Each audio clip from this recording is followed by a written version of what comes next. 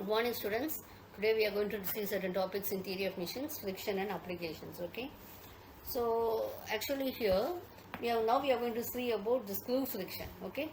So normally the screws, bolts and nuts and widely used in various machine structures for temporary fastenings.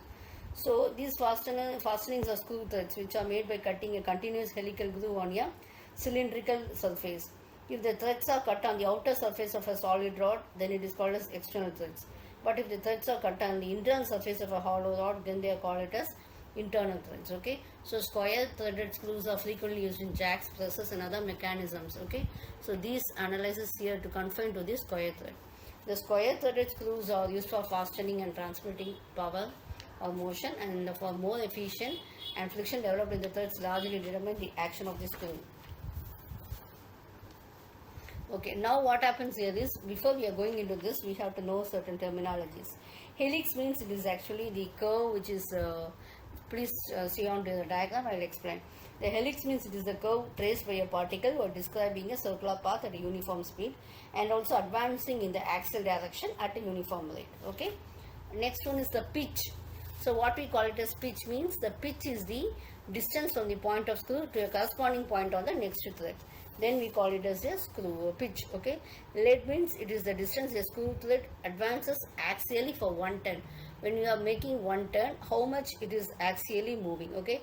Depth of thread, it is the distance between the top and the bottom surfaces of a thread. Okay. Next one is single threaded screw. If a lead of a screw is equal to its pitch, it is called a single threaded screw. If more than one thread is cut in the lead direction of a screw, it is known as multi-threaded screw. Okay. Helix angle. So it is the slope or inclination of the thread with the horizontal. Okay. So tan alpha is equal to, we can call it as lead of screw by circumference of the screw. Okay. So lead is equal to advancement per revolution, and which is equal to L is equal to 2 into pitch minus for double threaded screws. So pitch is equal to axial distance between the adjacent threads. Okay. So we have to see that the thread of a screw, lead is actually the distance, we can 1 start and this is 2 start. Okay, this is the pitch. So applications means if the force, if this EM, that is the turning force, is sufficient to turn the screw, the motion impending angle of friction is equal to pi.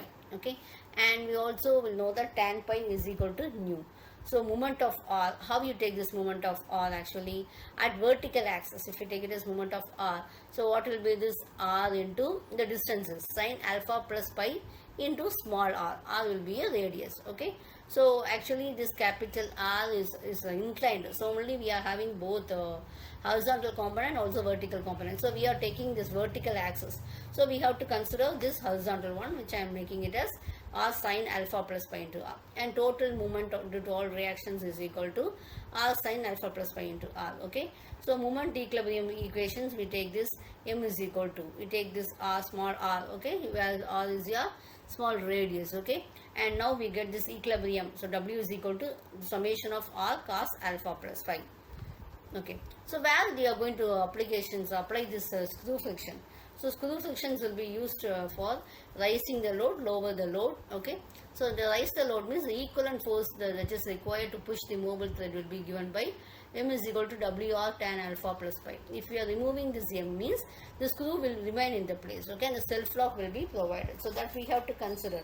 So it is finding this application in screw jack and all, which is a device for lifting the heavy loads by applying a comparatively smaller effort at its handle and all. Okay, so that also we have to consider. So we have to check that whether we are able to do it. Okay, so these factors has to be considered while you are going for the planning for the screw friction. Okay, so we have to check how much force is required.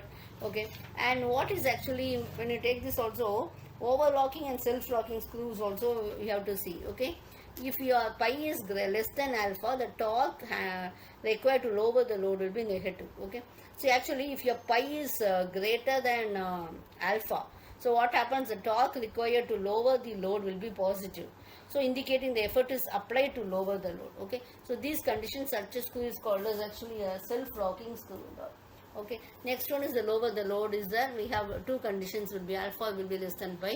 So this is to lower the load by unwinding the screw. We must reverse the direction as long as the alpha is less than pi and all, and the formula is given below.